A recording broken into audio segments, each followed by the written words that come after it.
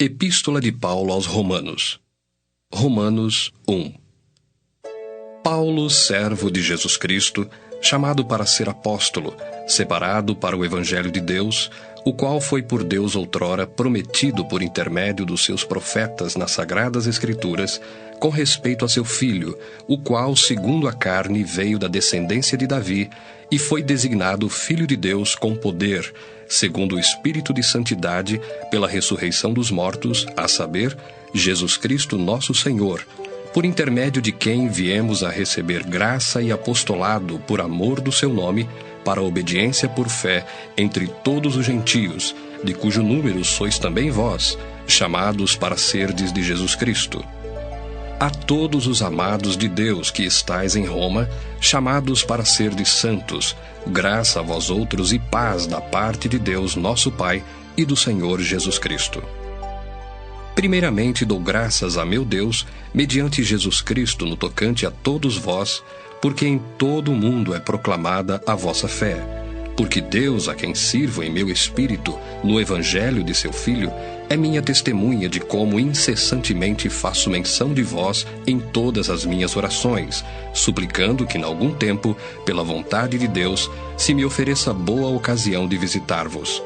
Porque muito desejo ver-vos, a fim de repartir convosco algum dom espiritual, para que sejais confirmados, isto é, para que em vossa companhia reciprocamente nos confortemos por intermédio da fé mútua, vossa e minha. Porque não quero, irmãos, que ignoreis que muitas vezes me propus ir ter convosco, no que tenho sido até agora impedido, para conseguir igualmente entre vós algum fruto, como também entre os outros gentios. Pois sou devedor tanto a gregos como a bárbaros, tanto a sábios como a ignorantes. Por isso, quanto está em mim, estou pronto a anunciar o Evangelho também a vós outros em Roma. Pois não me envergonho do Evangelho, porque é o poder de Deus para a salvação de todo aquele que crê, primeiro do judeu e também do grego, visto que a justiça de Deus se revela no Evangelho, de fé em fé, como está escrito: o justo viverá por fé. A ira de Deus se revela do céu contra toda a impiedade e perversão dos homens, que detêm a verdade pela injustiça. Porquanto o que de Deus se pode conhecer é manifesto entre eles, porque Deus lhes manifestou.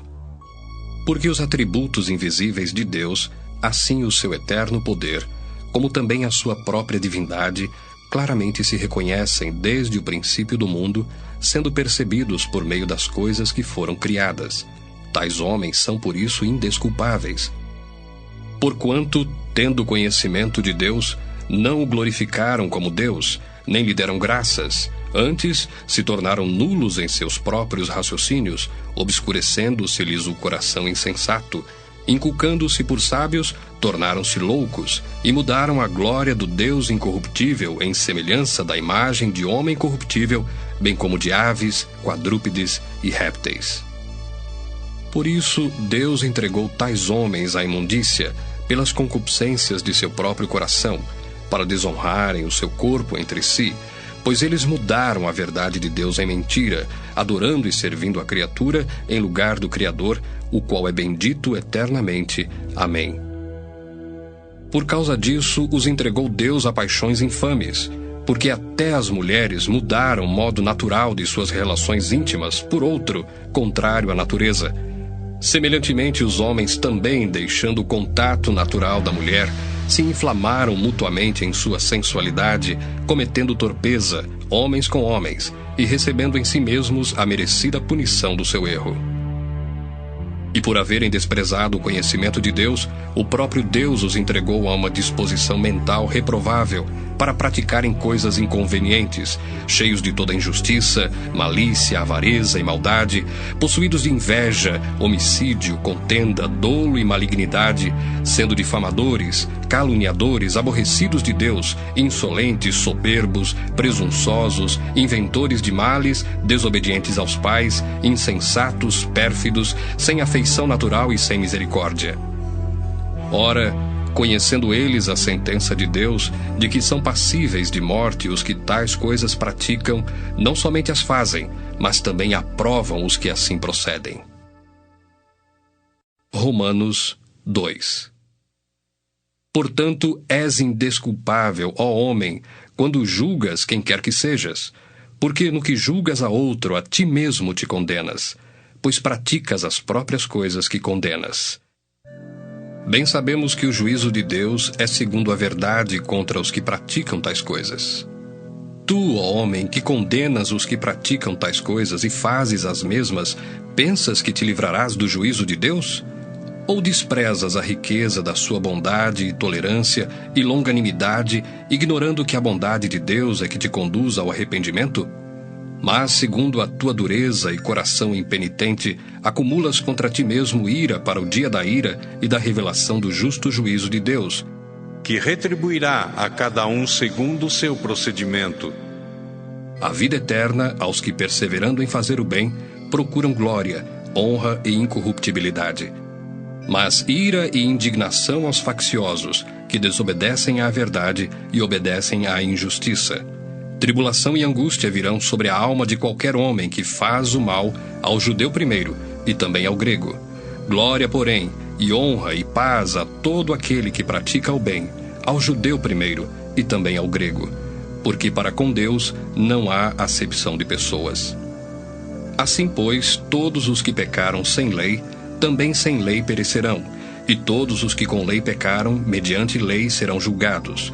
Porque os simples ouvidores da lei não são justos diante de Deus, mas os que praticam a lei hão de ser justificados.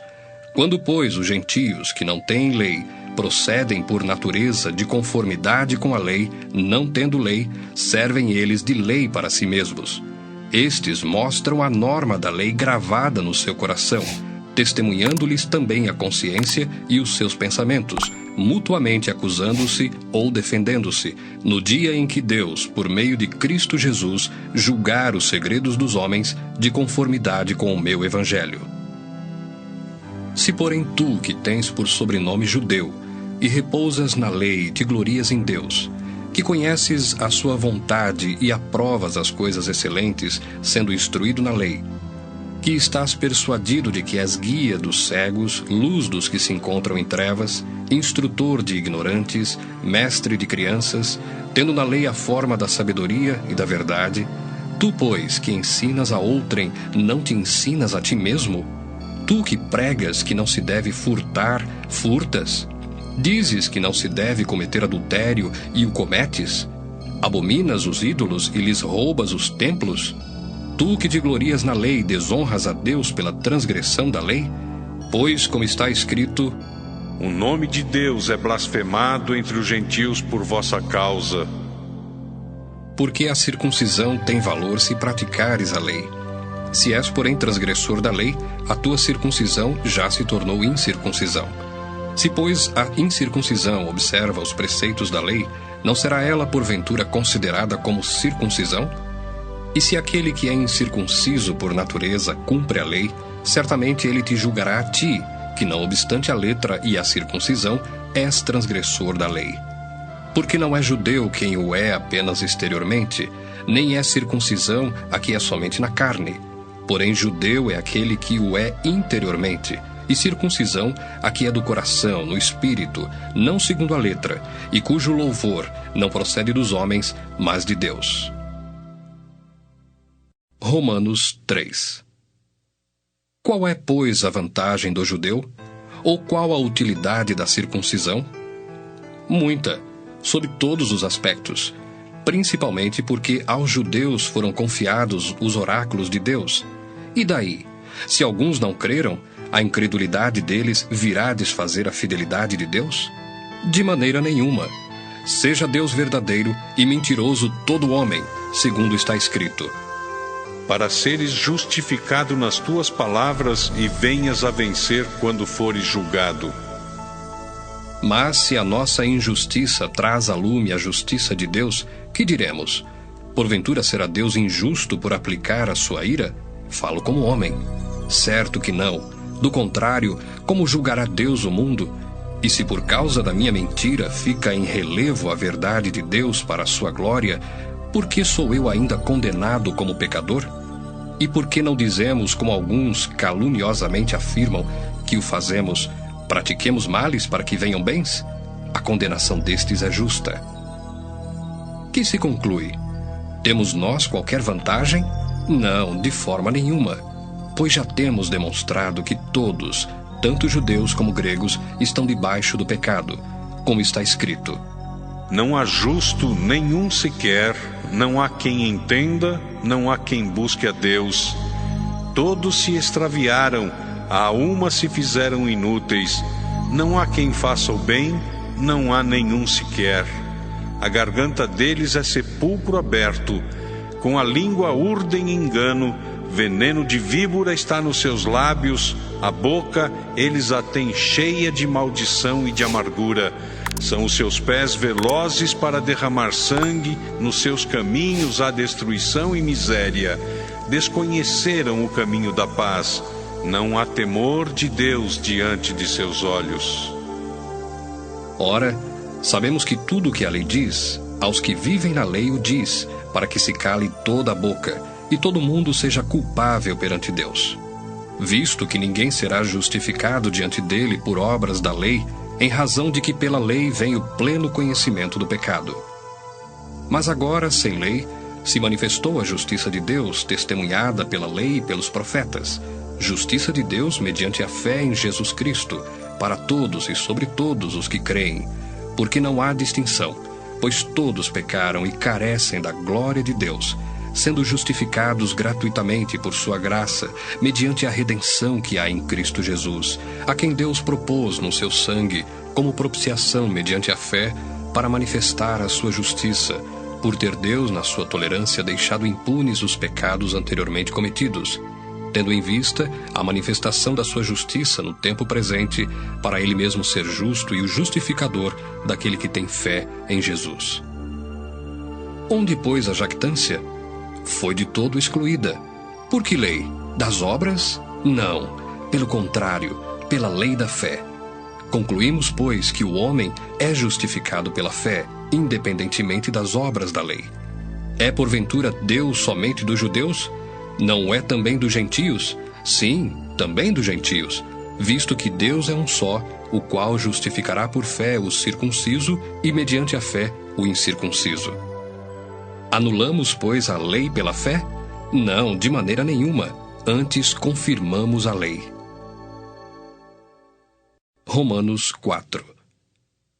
Que, pois, diremos ter alcançado Abraão, nosso pai, segundo a carne? Porque se Abraão foi justificado por obras, tem de que se gloriar, porém não diante de Deus. Pois que diz a Escritura?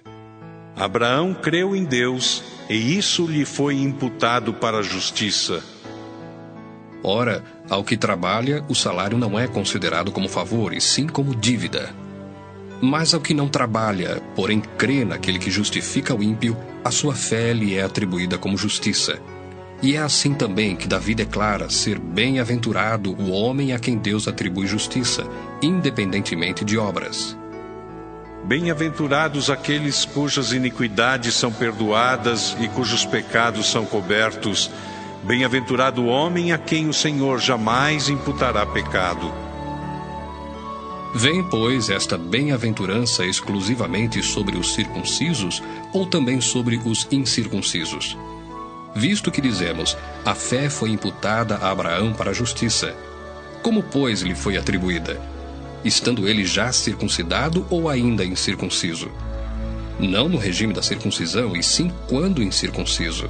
E recebeu o sinal da circuncisão como selo da justiça da fé que teve quando ainda incircunciso, para vir a ser o pai de todos os que creem, embora não circuncidados, a fim de que lhes fosse imputada a justiça, e pai da circuncisão, isto é, daqueles que não são apenas circuncisos, mas também andam nas pisadas da fé que teve Abraão, nosso pai, antes de ser circuncidado.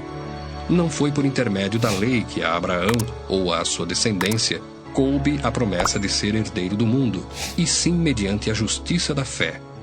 Pois se os da lei é que são os herdeiros, anula-se a fé e cancela-se a promessa, porque a lei suscita a ira, mas onde não há lei, também não há transgressão. Essa é a razão por que provém da fé, para que seja segundo a graça, a fim de que seja firme a promessa para toda a descendência, não somente ao que está no regime da lei, mas também ao que é da fé que teve Abraão. Porque Abraão é pai de todos nós, como está escrito: Por pai de muitas nações te constituí. Perante aquele no qual creu, o Deus que vivifica os mortos e chama à existência as coisas que não existem. Abraão, esperando contra a esperança, creu, para vir a ser pai de muitas nações, segundo lhe fora dito: Assim será a tua descendência. E sem enfraquecer na fé, embora levasse em conta o seu próprio corpo amortecido, sendo já de 100 anos, e a idade avançada de Sara, não duvidou por incredulidade da promessa de Deus, mas, pela fé, se fortaleceu dando glória a Deus, estando plenamente convicto de que ele era poderoso para cumprir o que prometera. Pelo que isso lhe foi também imputado para a justiça. E não somente por causa dele está escrito que lhe foi levado em conta, mas também por nossa causa, posto que a nós igualmente nos será imputado, a saber, a nós que cremos naquele que ressuscitou dentre os mortos, a Jesus, nosso Senhor, o qual foi entregue por causa das nossas transgressões e ressuscitou por causa da nossa justificação.